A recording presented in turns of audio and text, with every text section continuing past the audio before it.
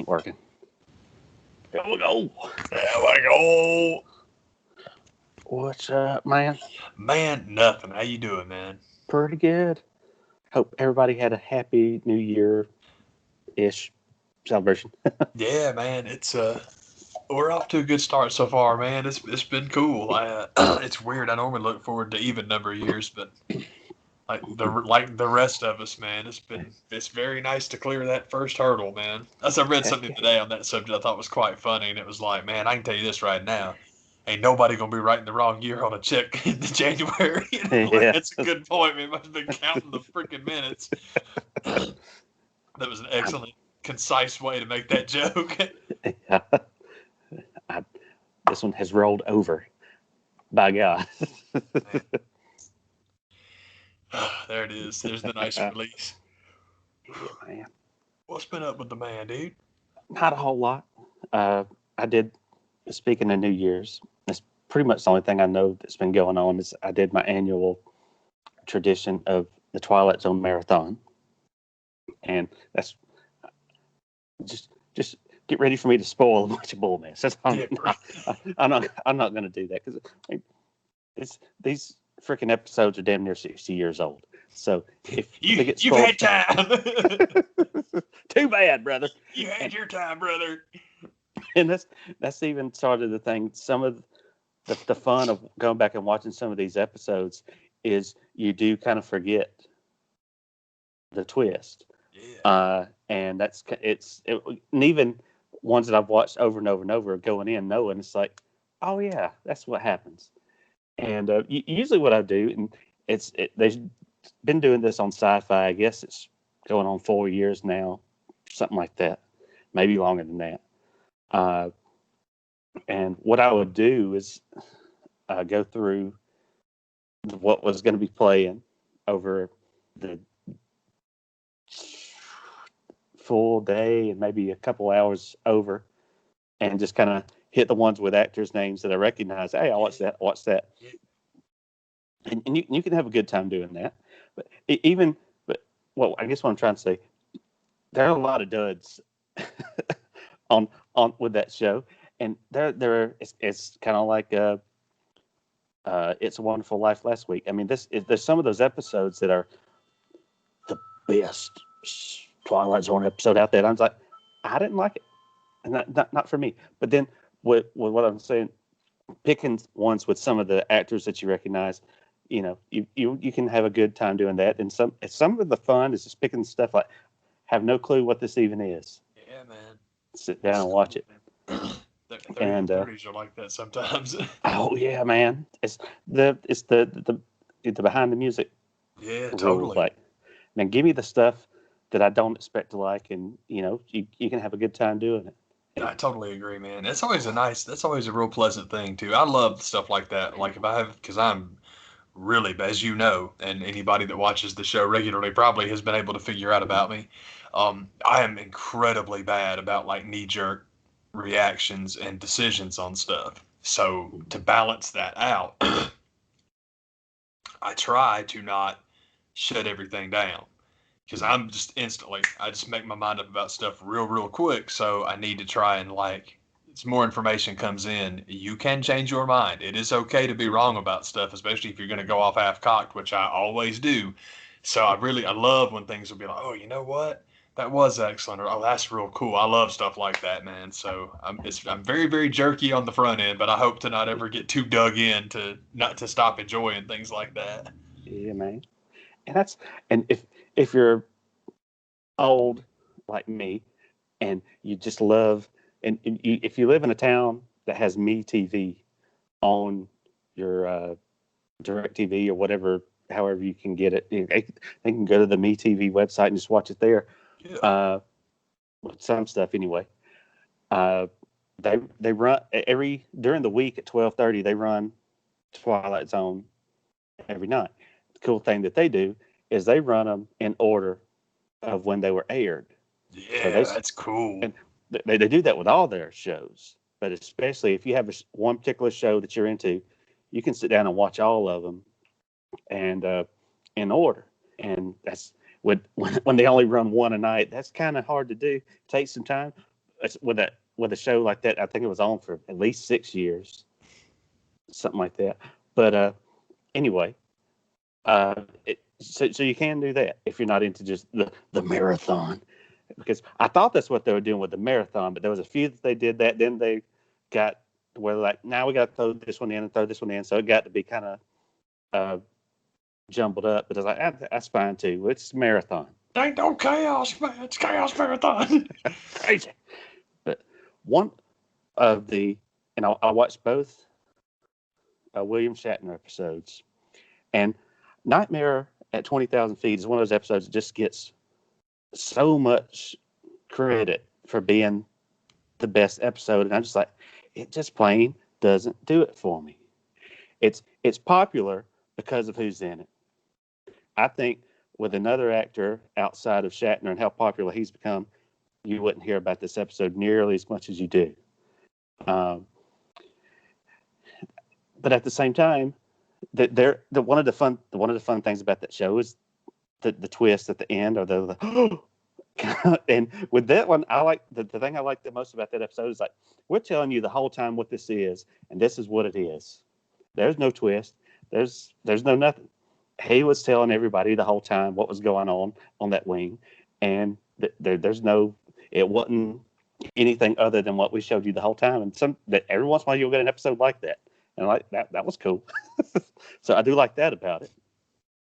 And really, I think of the episodes, I've probably seen that one the most, and I don't know why. I don't know why. I can't escape it, man.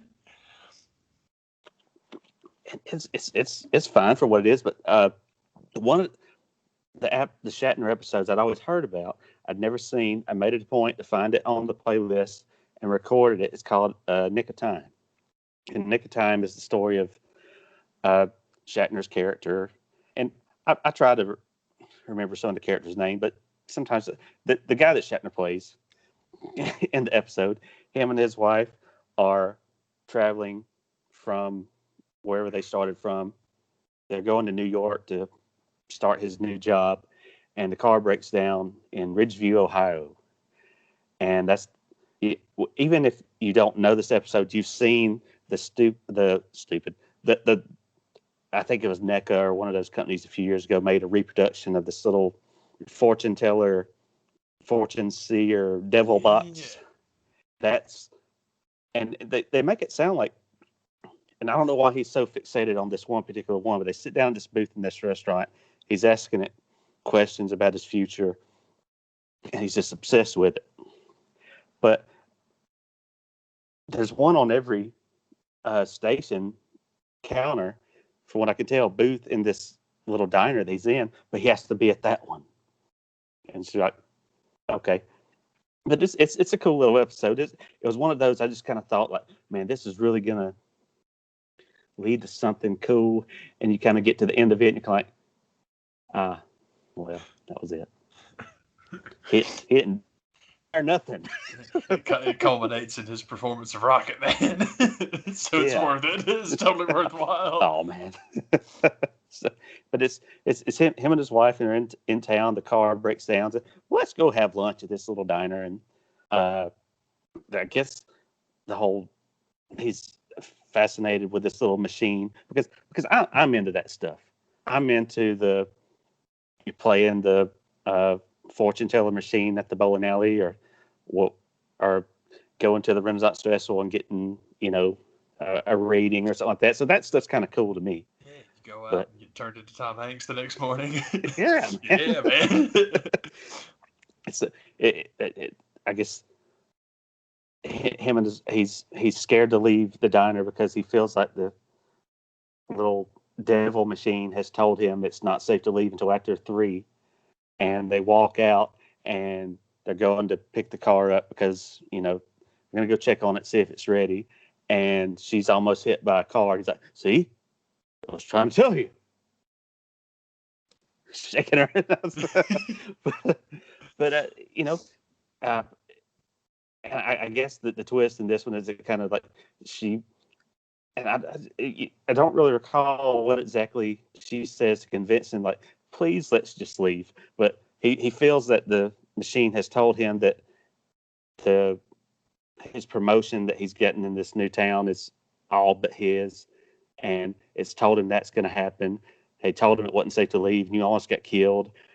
And she just finally. I thought he was going to steal the thing. I thought that's where it was going. He was going to have it with him, and that was going to be him, ruling this new company with his little devil machine.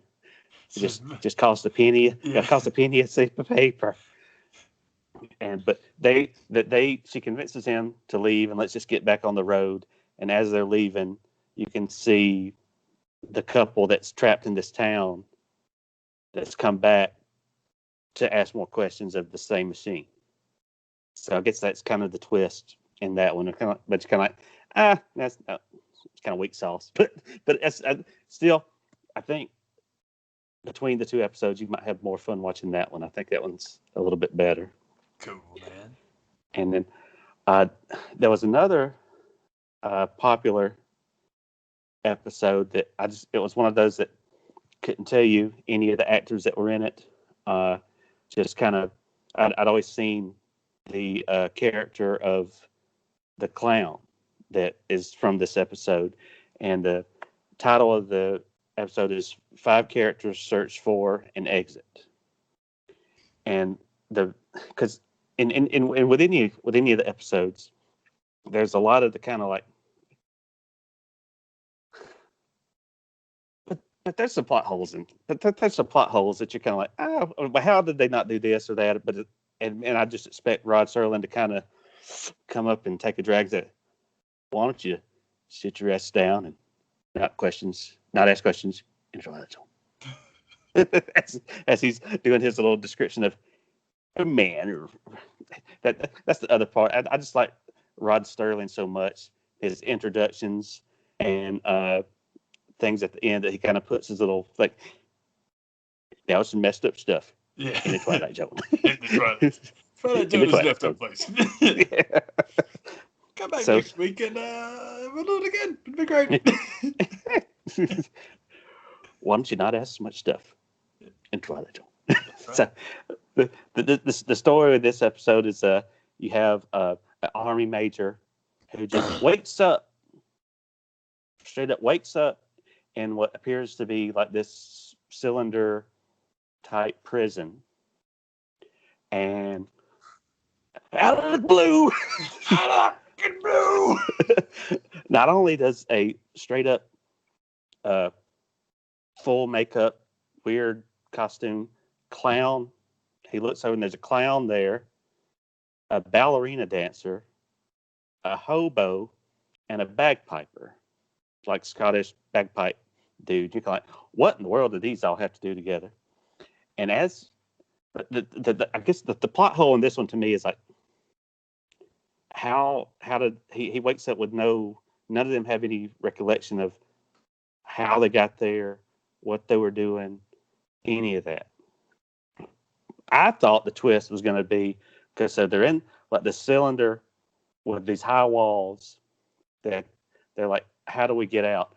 I thought the twist at the end was going to be the kid reaching down to get his toys out of his bucket or whatever.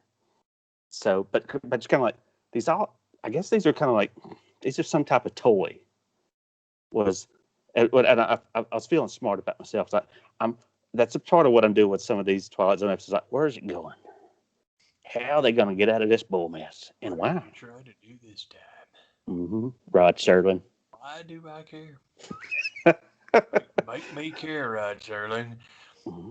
Like what kind of white male rage message are you trying to make me feel about? And I know it's all war messages and white male rage that I'm supposed to go home and want to kill myself over. But I was close. Teach me, Rod Serling. It was not a child's toys in the bottom of a bucket. There were child's toys in the bottom of what was essentially a Salvation Army donation. Oh, okay. Because they get there, and that's the other point that I got to make is with the Twilight Zone. I mean, there was a time when I I think when the show started, it was a 30-minute show. Then for a minute, they went to an hour, and then back to 30. So I don't know when all that happened. I haven't. I could Google it and find out, but I'm not going to do that. Probably not going to do it. Not going to do it. But with the amount of story they pack into 30 minutes is impressive as hell. Yeah, man. That's another part of what's fun about watching the show. Anyway, eventually through their building a human toy ladder, they first attempt doesn't work. All right, we got to skip ballerina girl. She hurt her ankle, and so Army Major guy, who is the only one that seems to be remotely interested in getting out of this thing, but he puts everybody else through it. And they even the clown says, the clown has a line like, "I think they were a lot better before you got here." You know who sucks, buddy? You suck. Yeah. And so Army Major man gets to the top of the thing, and I guess they just couldn't think of a line to give him, or him to kind of look out and see, like, oh, the outside world. And he instantly gets to the top and is like, ah! Falls what looks to be dead in the snow. And as he's falling dead in the snow, you get the pan out to see the Salvation Army lady ringing her bell and the kid on the street. And like, they see it was kind of a toy like thing. Okay. Yeah. So I can say I saw that one. And another one, this is just my Twilight Zone marathon show. I'm sorry, y'all. Hey, man. But, that's what we're here for. A fun one that I had a good time with, and I was talking about picking out, going through the DVR and seeing an actor's name that you recognize, like, oh man, I'm going to watch that one. I had a good time with this one and completely forgot who I had recorded it for, because when you watch this episode, I don't know why it was a surprise to me, considering I think this was shot in like 1960, but it's unrecognizable. You would not recognize him, but it's the episode "The Trouble with Templeton." The stars. It doesn't. He's not the main character in the show, but I recognize Sidney Pollack. Yeah, man. Is in the episode, and I had to remind myself, because he is definitely in it, but it took me a minute to recognize him, because he is like, it has to be one of the first things he had ever done, and you're like, oh yeah, that's why I watched this one.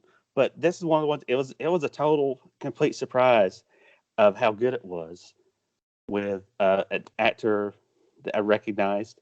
And it's like, man, this episode was good. But it's the story of Booth Templeton, who's aging Broadway star. Shows up. He's an Asian Broadway star, has a younger wife that you kind of get the impression that, probably just with him for the notoriety of being with an older star, not that into him. He shows up to the Playhouse to go over the new show, and of course he's late. And Sidney Pollack gets all up in that ass over being late. And he's like, "Well, I gotta get out of here for a minute." So he runs out to the local bar to have a drink, and he realizes once he's in this bar that he has gone back in time 30 years. And he turns around and he realizes he's gone back in time 30 years, and he is at the bar with his previous younger wife. And that's pretty much the episode. It was just one of those that I don't know exactly what the twist was supposed to be, or what this character was supposed to learn, but it was just freaking good. You can know that going into this one, and there's still plenty of stuff with that. Still cool. I just something about that episode I just dug a whole heck of a lot. Can't explain why. I just thought it was really good. And another fun thing about going back and watching some of those old episodes that are going on 60 years old now, they look freaking awesome. I mean, they look good. I mean, just the way they're shot, the actors, everything. But my last one that I'll it's probably my favorite one that I had never seen. And you would think at some point in time, as many years as I've watched this, you'd see everything. I've still got a long way to go before I've seen all of them. But it's an episode called "The Ring-a-Ding Girl," and the Ring-a-Ding Girl is the story of Bonnie Blake, and the actress's name. She just looks like somebody that you should know. Like, you could kind of get the feeling that they were like, "We want somebody that looks as close to Breakfast at Tiffany's Audrey Hepburn as we can get." And it's Maggie McNamara, I think was her name. But the Ring-a-Ding Girls, the story is Bonnie Blake, who is a highfalutin, new, young, hot, pretty thing in Hollywood, gets this package from her sister back home in Virginia. And it's this gaudy, as ugly as hell looking like mood ring type thing that she puts it on, and she can see her hometown apparently through this ring. And the first image that she gets from this ring is her sister telling her, "Come home." It's like, whoa. It's this story of it's a matter of life and death. You got to come home. That one of those kind of messages. And so that's the story where she's gonna be flying over on her way to Rome to shoot her next Hollywood picture. And so she decides she's going to stop in her hometown and just see everybody. She's got one day to get it all done. And you're like, okay, this even in 1961 or whatever it was, this doesn't sound feasible, but fine. Not only has she shown back up in town out of the blue, she won't you tell me what really happened? Why don't you tell me what really happened? Sorry. That's just me having fun. She showed up in town to run into all her old friends on the Founders Day Festival. Uh-oh. And so she's like, she's at her sister's house. She doesn't want her sister to go to the Founders Day Festival. And her sister's like, apparently that's like this, you have to do this in this town. Like,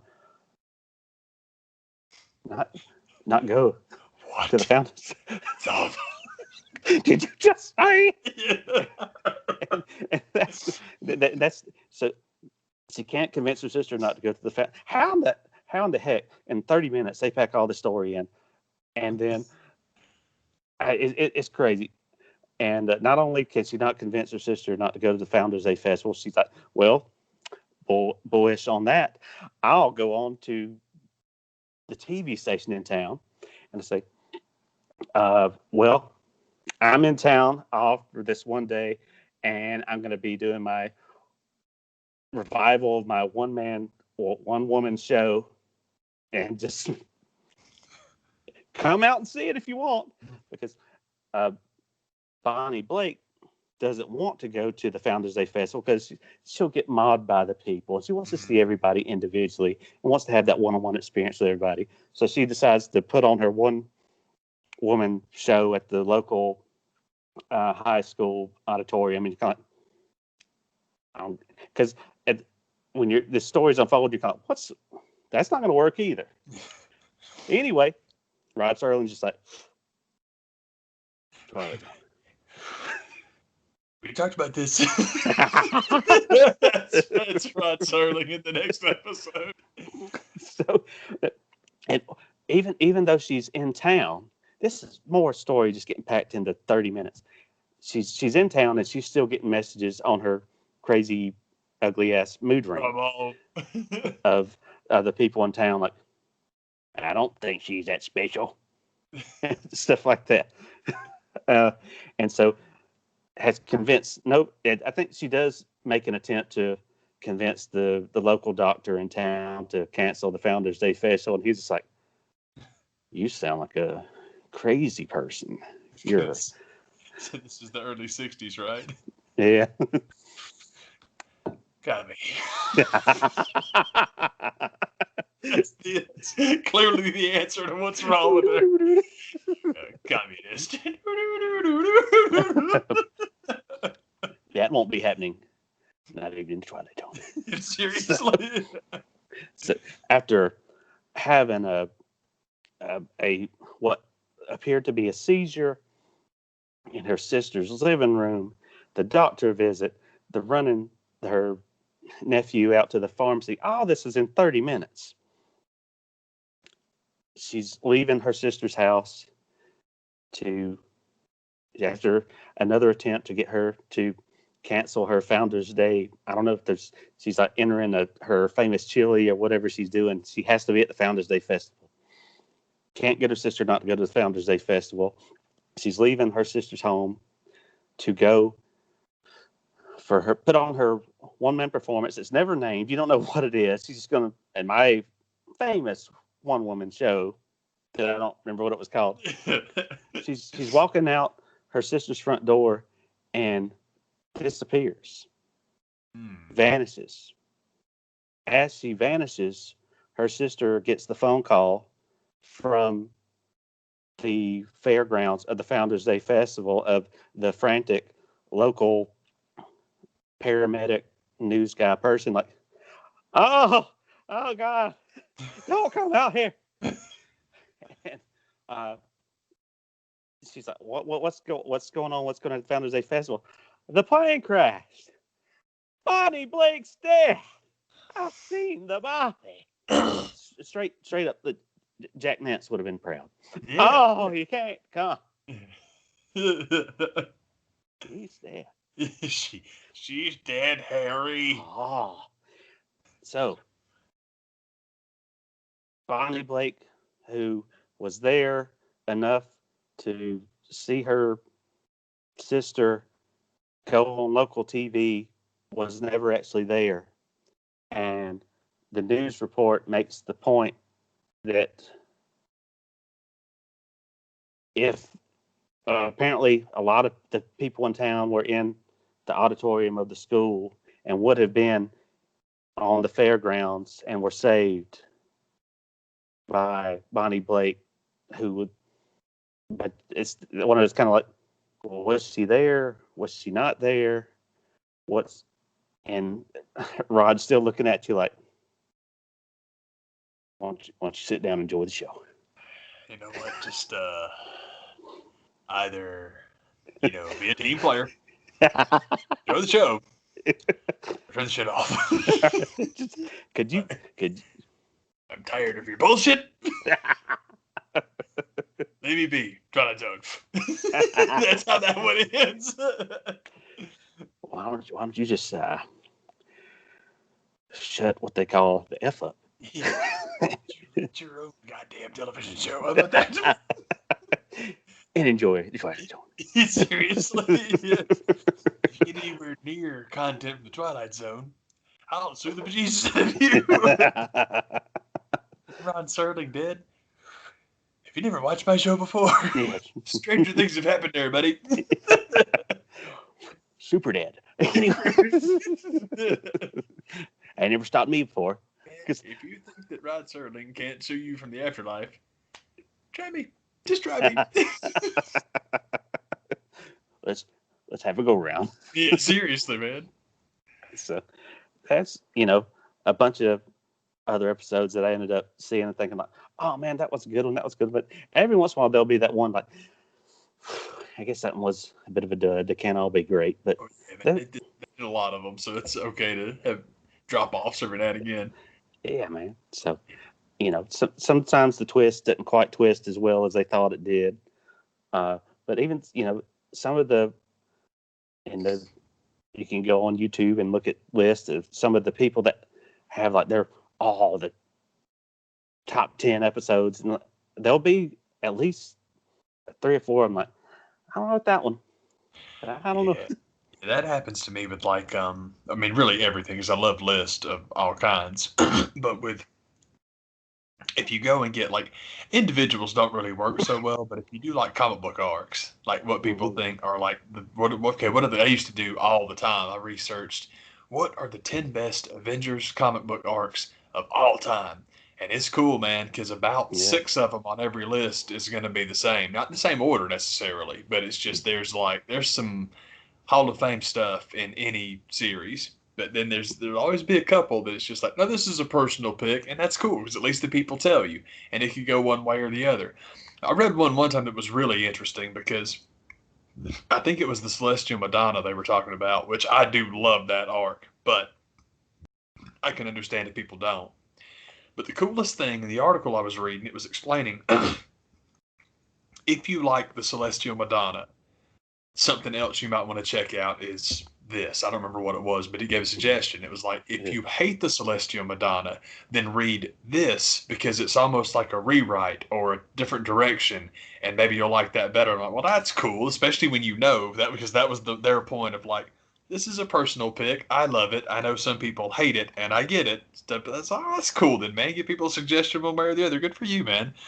Yeah. But the big ones, that'd be a fun conversation. Is like top arcs from different comics. All my crap would be old. I don't read anything new. So, Mm-hmm. but like for the Avengers, man, dude, Avengers Forever is my favorite one of all time. It's not the easiest read if you don't know history of the book, just because Kurt Kurt just dives right in, man. He was like, it's cool. I love Avengers Forever. That one's awesome. And then Korvac Saga. Korvac is one of the ones that, man, I don't think I've ever seen a list of top Avengers stories where that wasn't in the top 3. And it's really, really easy to understand why. It's like, God dang, that was cool, man. A lot of ways, interestingly enough, the Korvac Saga, in some ways, I shouldn't say a lot, but in some ways, was a Watchmen predecessor. It sounds crazy to say that, but it's true because ultimately,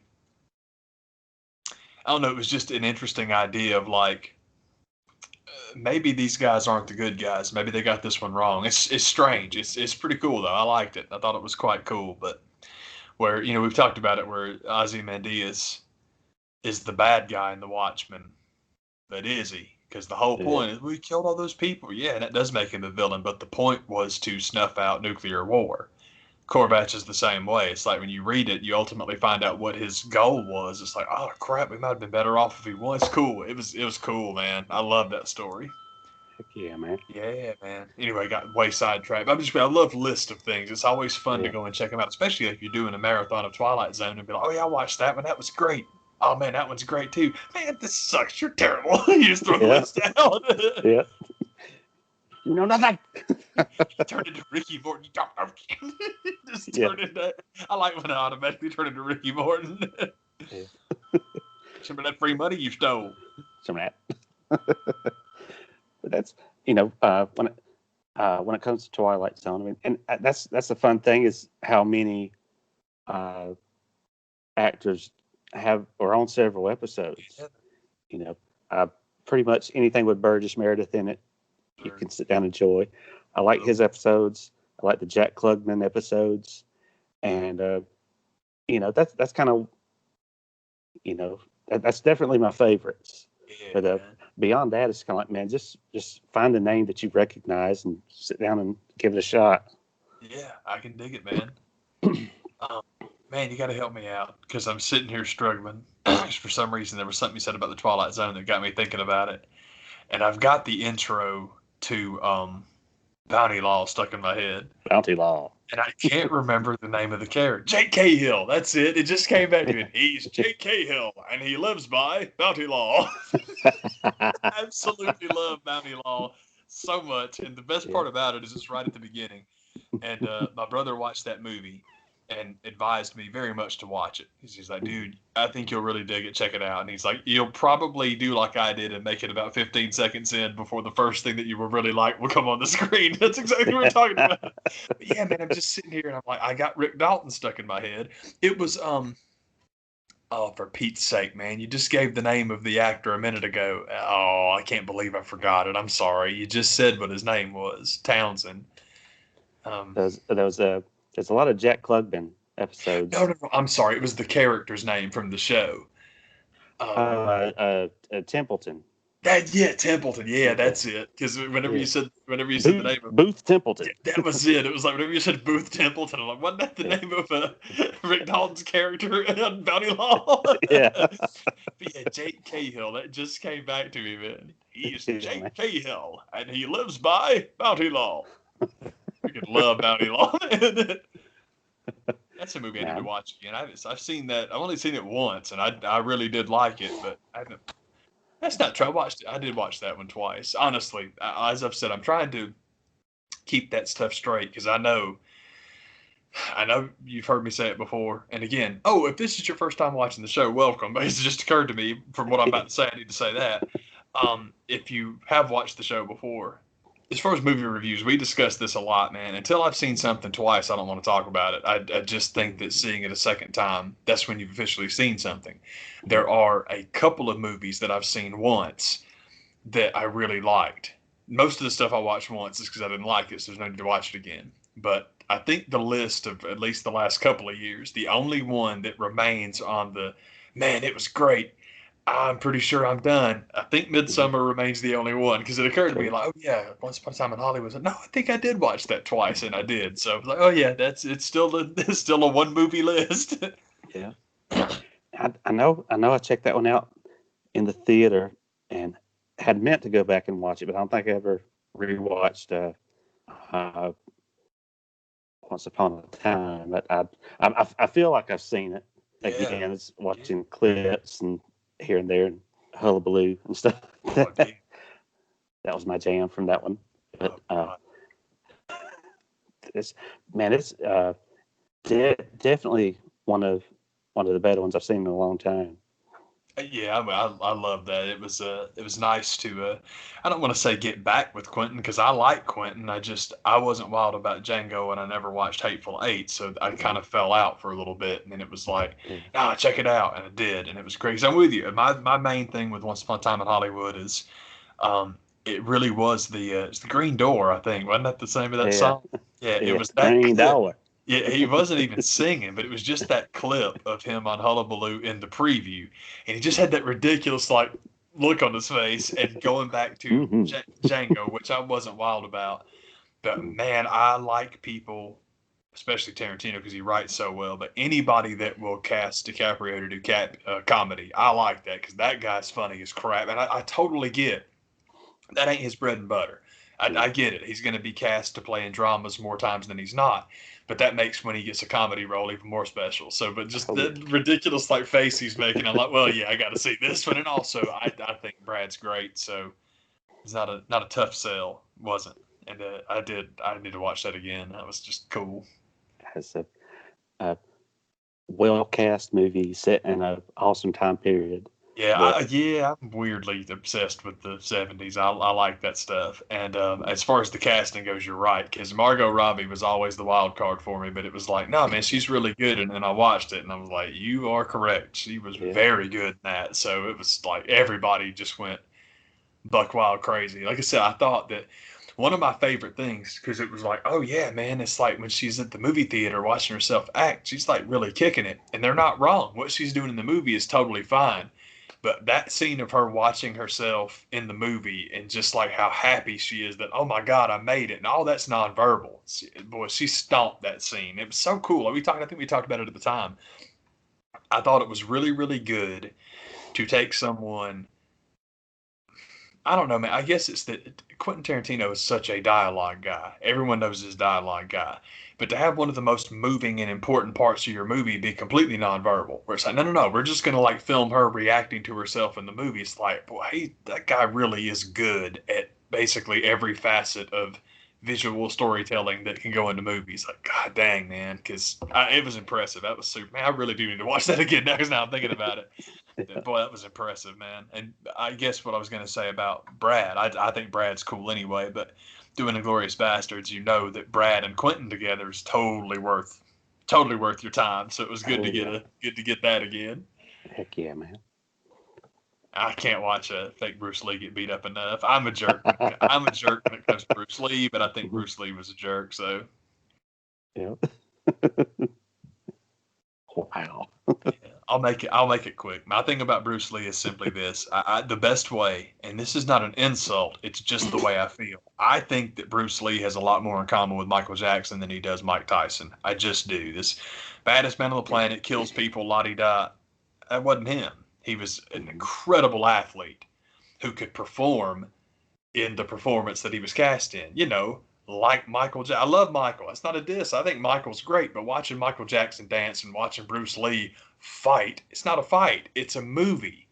It looks awesome. That's cool. It's like Jackie Chan. Jackie Chan don't beat nobody up, but he looks great in the movies because he's cool. That's awesome. Anyhow, I got way sidetracked, but I think it's cool. And especially with somebody like Tarantino, who is so obsessed with all things 70s, to take a swipe like that at one of the golden calves of the decade. Like, all right, go on, man. That's cool. It's nice to know that not every 70s kid worshiped Bruce Lee, man. All right, good for you. That's cool.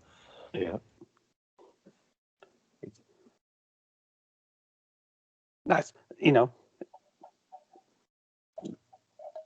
I don't even know. It was one of those scenes that came from that movie. I was like, oh man, this is awesome. That's out of nowhere. All right, man, go on. Yeah. So, I didn't have the issues with it that apparently his family did. That they got all butthurt about it. It's like I wasn't sure if it's a movie. I wasn't sure if Bruce Lee's family was. It's one of two things. They're either ridiculously overprotective of the most famous member's legacy, which is very possible, or they're just really good at Twitter. They're like Twitter savvy, because there's a fine line between the two, and it's like, all right, man, because that's the whole thing. It's like, Bruce Lee's family's crying about it. I'm like, yeah, but you're talking about it, so it could very well be that that's what they were after. So they won. I don't know. It's like it's all fine, man. But I liked it. It was cool. It was a really good movie that I do need to watch again. Yeah. Excuse me. Man, he said he was watching. Oh man, my other funny thing that I saw this week that I was like, so apparently there was a Duke's mayonnaise bowl. There was a Duke's mayonnaise bowl this year. Man, did you see the celebration at the end? The kid from Oklahoma has the crystal glass football trophies. Whoops.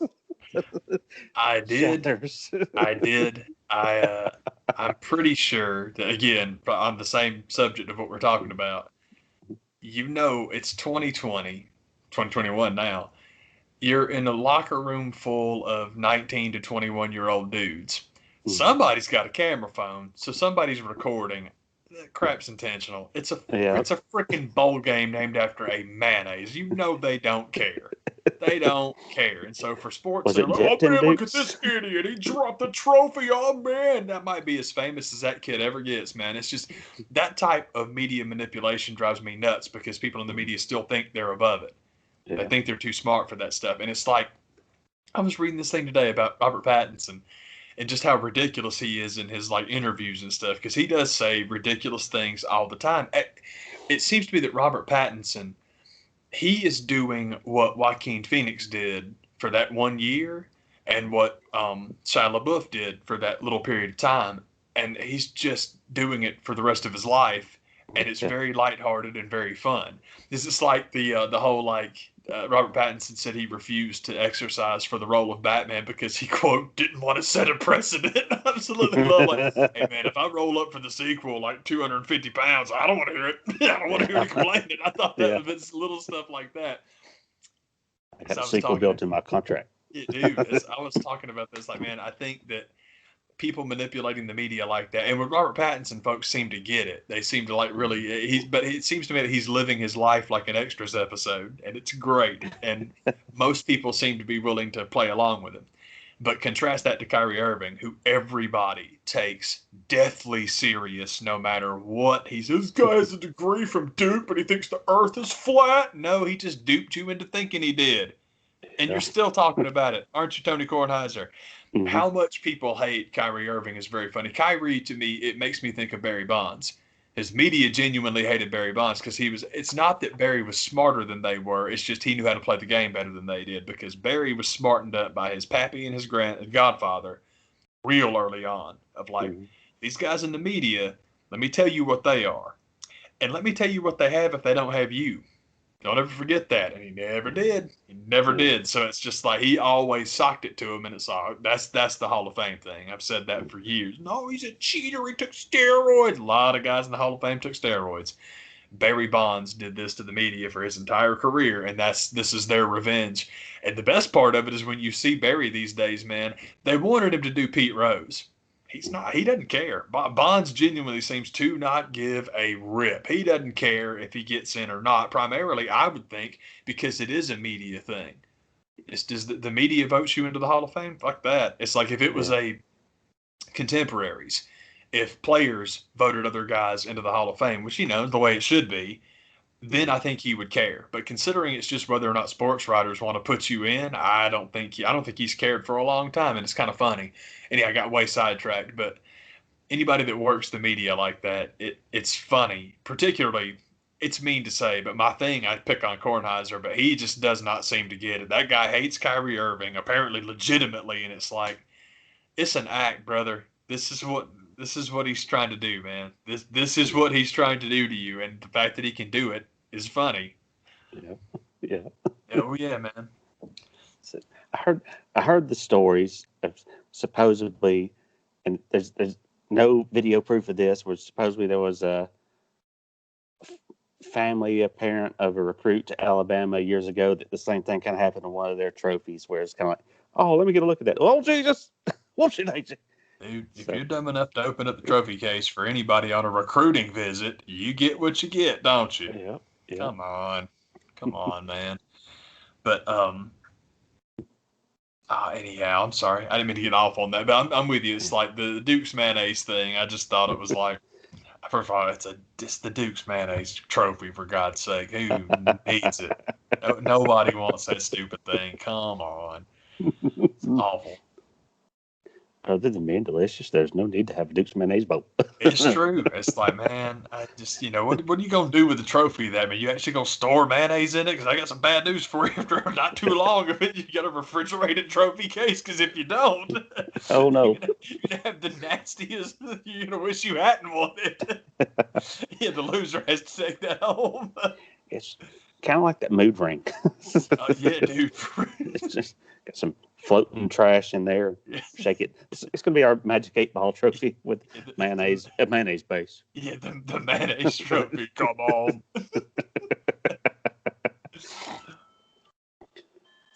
I had a fun time watching that video about a couple hundred times. I loved it. It's like, hey man, this dude's, it's fine. Don't nobody care. It's fine, man. You'll be okay. But, yeah, on the subject of football, man, I got caught up today on like who's going where, because pretty much everything's getting settled right now. I don't know who's winning the Philly Washington game, but that'll finish it off. I think the rest of the playoff bracket is nice and filled out now, man. So it's all good. I do think that and don't get me wrong, this is the way it works, and that's all right. But if you didn't have Tom Brady getting the NFC East champion in the first round, gambling might not be your game. Because if you didn't see that coming from, and that was my whole thing about, well, the division championship in the NFC ain't going to be Tom Brady. It won't be. It will not be. Because you got to win the wild card. As bad as the East was, that's what you want. So they're either going to New York to play the Giants, or, God, I had this in there. If Washington wins, they'll play them. And either, it doesn't matter. Tampa's better than both those teams. But I hate to say it, because I don't really dislike. The NFL doesn't really have any teams that I dislike. It's fine. I'm not invested enough to dislike anybody that much. I get sick of Brady. But you know the whole point. If it's the Giants, that's all you're going to hear about. The Tom Brady revenge tour. He's going to go take it out on him because they beat him in the Super Bowl and it wasn't fair. And I get so tired of all that personal. Tom Brady's out to get revenge because they done him wrong. And the reason, the biggest problem I have with it is it's always based on Tom Brady was a 7th round draft pick. Nobody believed in him. That's you guys. That's y'all in the media. Who at ESPN? Who at Fox Sports, if that was even a thing at the time? Who among you was screaming through 6 rounds, why isn't Brady gone yet? How have they not taken this guy? What is going on? None of you, not one of you, thought it was a terrible thing that Brady wasn't drafted. And when Drew Bledsoe got hurt for the Patriots and Brady came in, how many of you were shooting off fireworks being like, Yeah.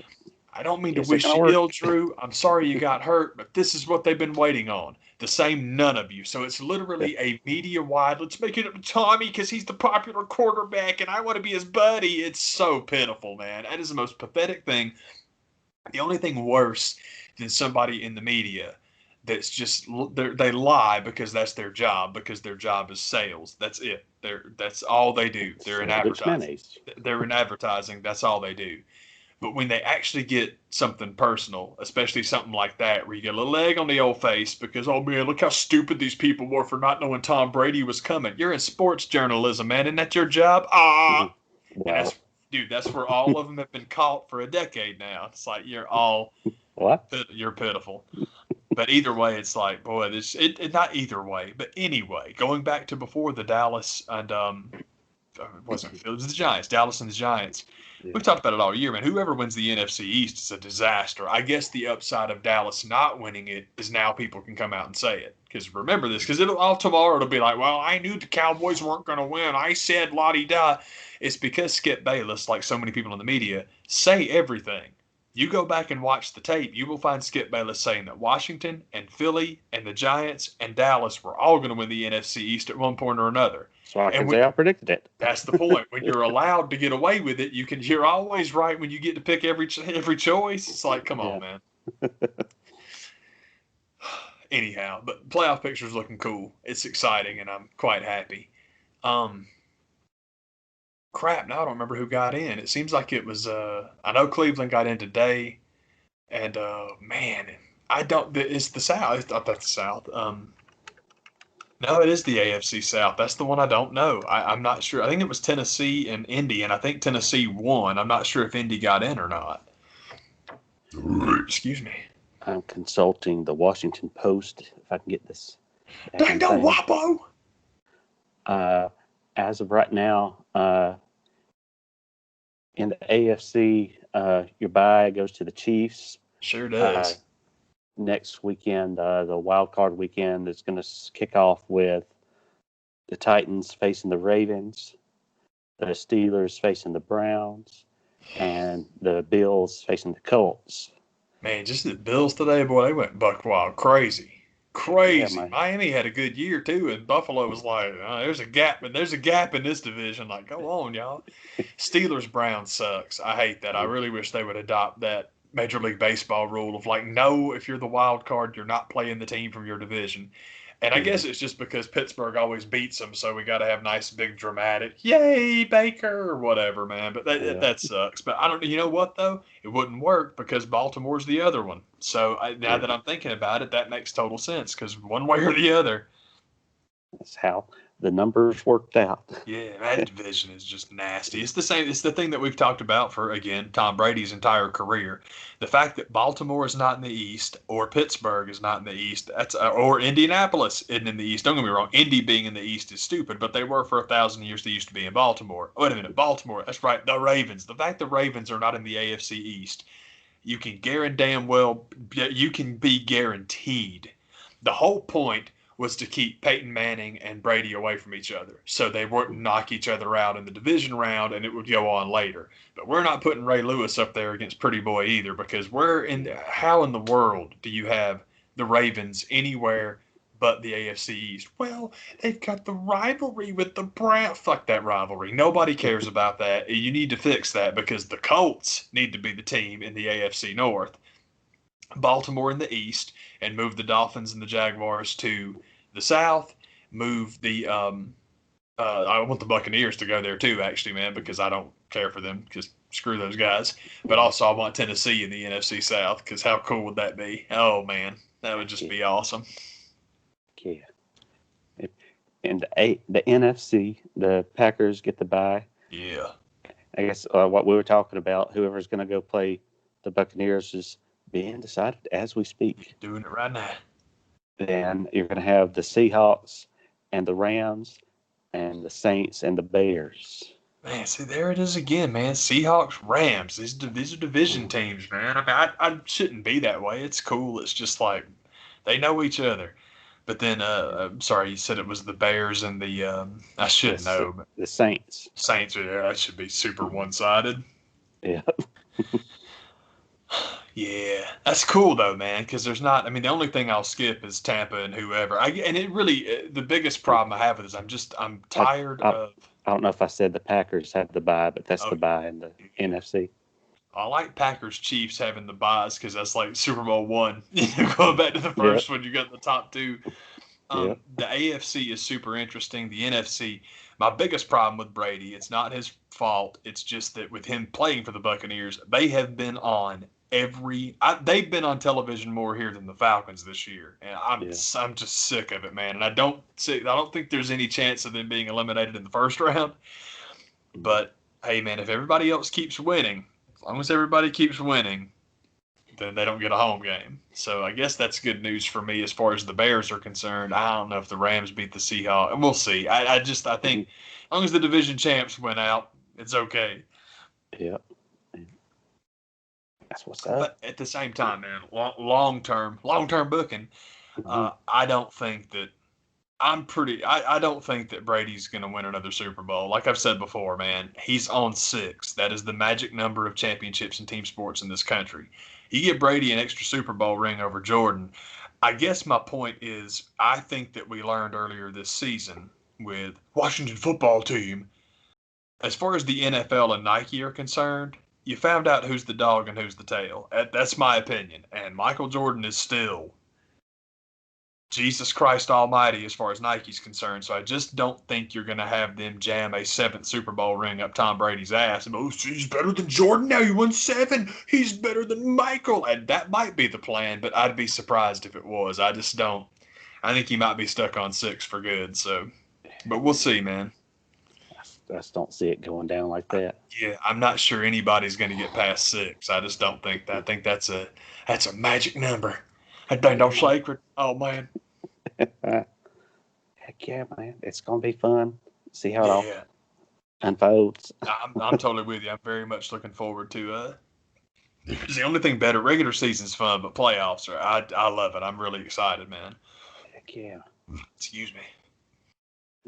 That's all the news I got to talk about.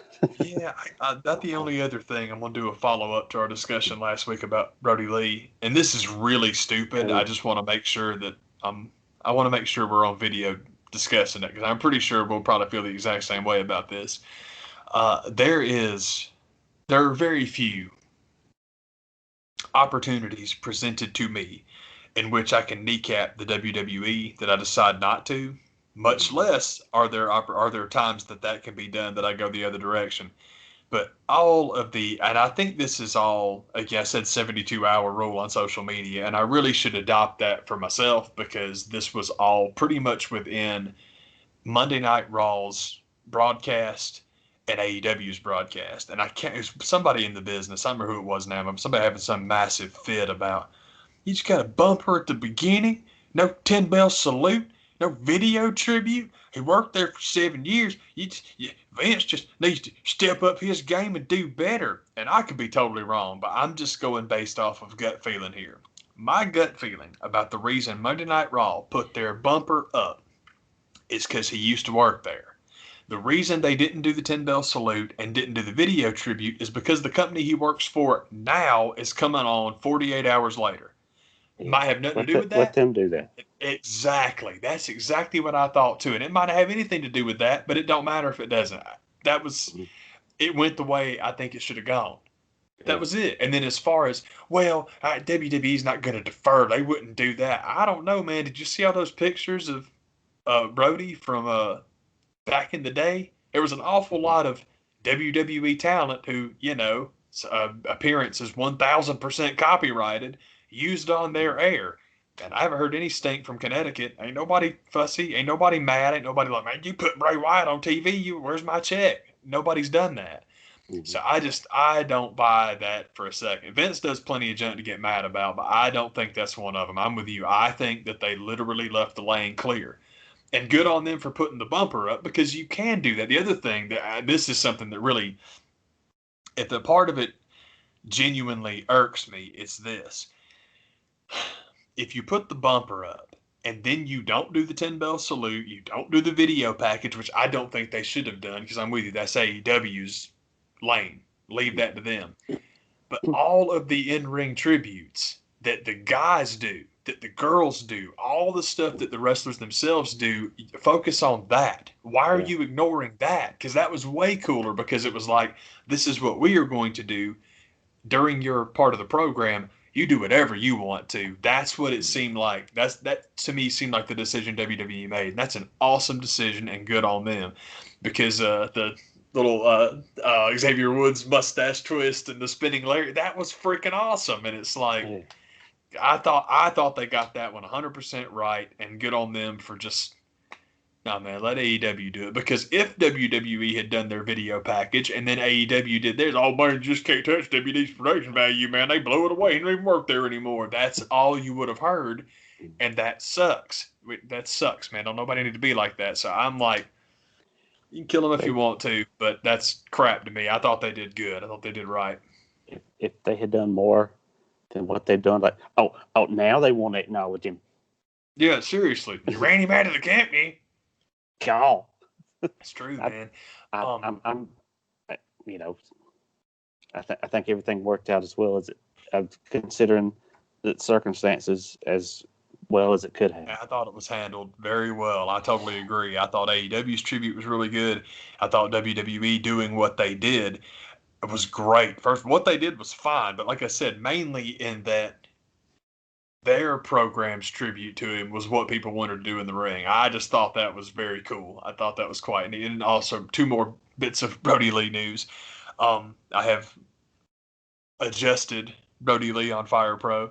Not really a huge change, because my thing is this. I like Brodie Lee. Brodie Lee's cool, and the gear is cool. But, dude, the Luke Harper gear is just cool. That's what I've always had him in. He has a little dingy wife beater and his blue jeans, and that's what I left him in for a couple of reasons. One, it's Luke Harper, which is fine. But also, when he was Brodie Lee back in the day, that was a strange thing. It's like, apparently Cornette thought that was an AEW invention, and it's not. He wrestled as Brodie Lee. He didn't name his kid Brodie for nothing, for Christ's sake. Yeah. But he was Brodie Lee in the Indies. And you see that footage of him as Brodie Lee in the Indies, and that's what he wore. I had no idea. I did not know that, but it literally looks like Luke Harper in the high school gym. I'm like, oh, okay, cool then. Yeah. So I was like, well, that's kind of neat. So I'm good. You've got independence covered. I think the look looks better. But the only thing I changed was I made his shoelaces purple, because you've got Dark Order purple in there. And I'm like, yeah, that's cool, man. But it's just been on my mind. So I wanted to get on there and mess around with it. And it's like, this looks pretty good. Don't change it. Yeah. But the other thing that I wanted to mention about him is that Tony and Aubrey's podcast, what they did was repost the interview with him. I listened to that again. It was great. I mean, it's great again. I'm with you, but that decision was a real good decision. I thought that was totally awesome, and it was enjoyable. But I absolutely loved the discussion about the Wyatt family. Have either one of you guys met Bray Wyatt? He's an intense fellow. I thought that was such an awesome description. He's an intense fellow. That was such a good description. But him telling that story, that he's on the phone with Cesaro. And Cesaro was like, yeah, I got this guy who wants to talk to you. Here you go. And he just puts him on. Never met him before, never talked to him before. And he's like 10 minutes after he's done, he finally comes up for air. And it's all like, this is what we're going to do. And this is how I want to do it. And, man, you'll fit right in. It'll be cool. So, awesome. See you in a week. And then he was off the phone. So, but the whole, like, you'll fit right in. It's like when I go back and see that Brodie Lee was the wife beater in the jeans, it's like, oh, that's exactly what he was talking about. It's like, dude, come in. Don't change a thing. Like, sweet. Okay, I get that now. Okay. It was cool, man. Like, oh, all right, I get it, man. But that's my other thing is I've got, I've got 2 Brays on there. I've got NXT Bray Wyatt in his Hawaiian shirt, and I've got Fiend Bray Wyatt. But with having Bray on there, it's like, yeah, man, just go in there and you can change the name to Luke Harper anytime you want to, and then you got a new tag team, because the man has had to listen to this crap for years, because I've been obsessed with Fire Pro Wrestling since it came out. And by God, if I put anybody on there, they're going to have a tag partner, because that's all I ever do is tag matches. It's just like, here you go, Jim Barnett, I love you. Tag Jim Barnett, everyone's a tag team. Heck yeah, man. That's part of the fun. My Oh, old dude, it's- Hasbro's like, who am I going to pair them with? I was always Kamala and Papa Shango. We're a tag team. I did that on Legends of Wrestling 1 because you could do Harley Race in just the plain black trunks and Greg the Hammer Valentine in plain black trunks, and I'm like, this would be a good tag team. This is cool, man. Yeah. And then later, of course, I found out that Flair and Valentine were a tag team. I would love to have footage of that. I would love to see those guys that would just be awesome. I'm like, man, I think that would be great. This is one of my ridiculous like crossover fantasy dream matches is Flair and Valentine. And like 70s Flair and Valentine. I don't want them when they became solo stars. I want them when they were the team. That's cool. But Flair and Valentine and Bockwinkel and Stevens, I'm like, come on, man, that would be awesome. And it might not work because they would all want to heel, so it might not work. But how about Flair and Valentine against Ricky and Robert? I play that on Fire Pro all the time, and I don't think Ricky and Robert have ever won because you got to find some way to job them at the end. Oh, you son of a! I want old school Mid Atlantic. It's Southern Country Boy Rage. That's what we aim for in my wrestling fed, my E-fed. Heck yeah, man. Oh, you dirty so-and-so. Oh, God. Ric Flair's a pizza. Man, that's what's going down. That's how we do it, y'all. Thank you for watching. See you on the next one. Heck yeah, man. I'll see y'all.